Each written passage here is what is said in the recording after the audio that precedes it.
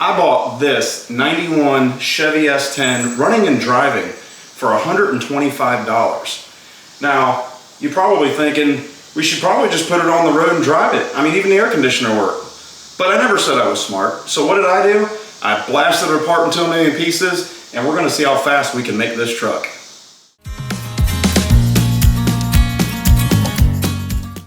Welcome back to the Ultimate Dad 84 YouTube channel, where we're gonna start a series on this truck. Now, it's gonna have to be a series because you just can't do this much work in one episode and try to have it for you guys in a week. So what we're gonna do is break this apart. We're gonna do a walk around on this truck today.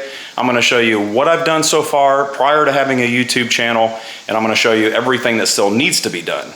So, hope you enjoy the video.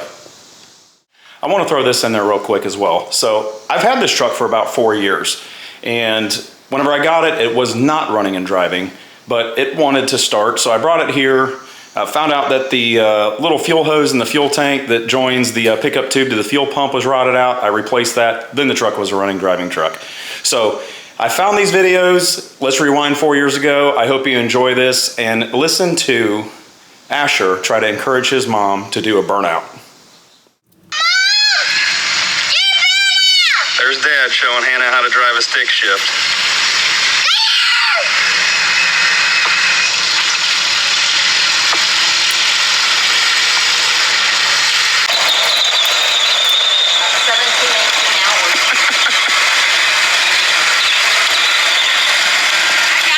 You got it. We hope you enjoyed that clip of Ash provoking his mom to do a burnout. Now, you're probably asking yourself, well, did you do a burnout? Yeah, you betcha. We tore it up that hill left and right. We gave it all she had. We blew the tires off of it. Well, the one tire. It is an open differential, but we're gonna take you for a walk around on this truck of all the things that we've done so far prior to having a YouTube channel. We'll talk about it, kind of give you a shakedown on what this truck is, what it looks like, and we will also be taking you along for the adventure through the duration of this process. This will be a how-to truck from now until it is completed. We got fuel system to do, we got welding fabrication to do, we got some minor engine work to do, we got transmission building to do. I mean, the list goes on, not to mention all the electrical, the upholstery, the paint, the body, everything will give you a tip and trick on how to do it yourself. We ain't even got the hood on it. We don't even have a hood on it. We got parts scattered everywhere. There's parts in the back of the truck, there's parts upstairs, there's parts in our crawl space, parts in the basement. There's just an exploded S10 everywhere you turn around here, and we're gonna try to get this thing wrapped up, put together, and hopefully we can get it running. We can get it running and get it on a racetrack. Now, in the video you've seen of the truck driving on the road, you're probably thinking, well, that looked like a really solid truck. Why is there so many pieces missing? Well, it was the definition of a grandpa truck, as you can see, all the way down to the wire hubcaps, but it was not perfect. It does have its fair share of dings, scrapes, dents, a bunch of body work that needs to be done. The tail lights were breaking, the rear bumper was bent, the tailgate's actually bent. The bed, we'll be able to fix that and work that out and get that, refurb to a brand new condition. We'll get to these in just a second. This is the two-door short bed cab, and you can tell here the interior's already been stripped out of it. We have all that, don't worry, we're gonna go back in with new carpet. No headliner. There's no headliner in it, that's all taken out, but this is gonna get a roll cage. We wanna be safe in case we ever put this thing on its lid. And to the front, where the magic's gonna happen, is a 2001 5.3 liter LS-based Chevy truck motor. This was a 160,000 mile engine that I bought and went through and rebuilt the whole thing. Every seal, every bearing, every gasket is all new in this. It does have the Siemens Deca 80-pound injectors. It's got a sloppy stage 2 camshaft in it with Howard springs, and you're probably wondering, are you gonna leave it this way? And the answer is no. These piston rings are gapped for boost. We haven't decided whether or not we're gonna twin turbocharge it, or if we're just gonna run one big one. So we have a lot of decisions we gotta make. I like to do the nitrous. And he is a nitrous child. Put in the comment section, what should we do? Should we turbocharge this truck or should we nitrous this truck? We could actually go in either direction with where we're at right now with it, but probably blow the transmission. We'll probably blow the transmission up. But Put in the comment section, what should we do? Nitrous or artificial atmosphere? that's not the part about having fun. Blowing it up's fun? When you're not paying for it, it's fun. Oh, no, that's not fun. You made sense there. But we have new in box. We got a new starter to go on this thing. This one is, I don't even know if it works. We're not going to take chances. Once the headers and everything are on this, you're not going to be able to get to it. So it's going to get a new starter. It does have a new water pump, all new tensioners. Every pulley is brand new. We're going to slam a new alternator on it because we do plan on driving this on the street. And let's see, what am I forgetting here? New timing chain. It's got a new water pump. We've already converted this truck to manual steering. That is the steering box out of, that's a new steering box for a Chevy Vega. Bolts right to an S10 frame. We're gonna do something a little different with our steering shaft. It does work right now, but there's a lot of interference with the rear header pipe, which a lot of US 10 guys that's done this knows that that is a problem on every swap on these trucks. How you big block guys do it, I have no idea. But we still have in box the manual disc brake conversion kit, which is the adapter plates, the master cylinder. We got the park brake, or not the park brake, but it's the brake lock for doing burnouts. We got to re-plumb the whole thing. It does have disc brakes on the front. What are we forgetting here? It's sitting on Dirty Dingo engine mounts. Those were the adapter mounts to make the LS engine bolt to the S10. Created studs instead of running the through bolts. The K-member was notched to fit the factory oil pan because this is a budget build and I didn't want to spend a lot of money on a oil pan just so I didn't have to notch the K-member. I have welders, I have torches, I got everything I need. I figured let's just notch that out and make it to what we need it. Use the factory oil pan. It is the factory truck intake. In this configuration right here, it's probably with tuning, it would be probably around the 350 horsepower range would be my guess. So we're hoping if we can add about 15, 16 pounds of boost to it, that we can get up in the 650 to 700 horse range. And we don't want to kill this motor. I set this motor up the way I did to be able to swap this eventually into maybe another classic car. This is not the engine that we want, but it's the engine that we're starting with. So we want to keep it safe. We want to keep it on a reasonable tune once this is all done. Now this truck is not going to have heat or AC. It's already been blocked and capped. Of course, we got to go through the suspension. The whole front end needs to come down on this truck about 3 to 4 inches. And you're probably wondering what we have here. This is not the 7.5 inch Chevy rear end that came in this truck. This, in fact, is the 8.8 rear end out of a 97 Ford Explorer. This is a 410 gear with posi track, and this axle gave me several upgrades. Not only did it give me the strength that I need for the power it's going to be putting down, but it gave me the gear ratio that I was looking for an 1/8 mile track, and it also got me disc brakes. So 3 things in one shot just by doing this. Now, these are a little wide from the factory coming out of an Explorer to go right into an S10. However, it will fit. I did narrow this tube right here.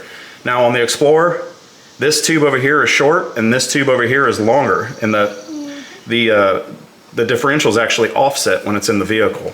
So what we did is we narrowed this tube by just under 3 inches. We bought another driver's side axle shaft and put it in this side and took the passenger axle shaft and threw it in the trash. So now it narrows the differential and it gets us the same size shafts on each side.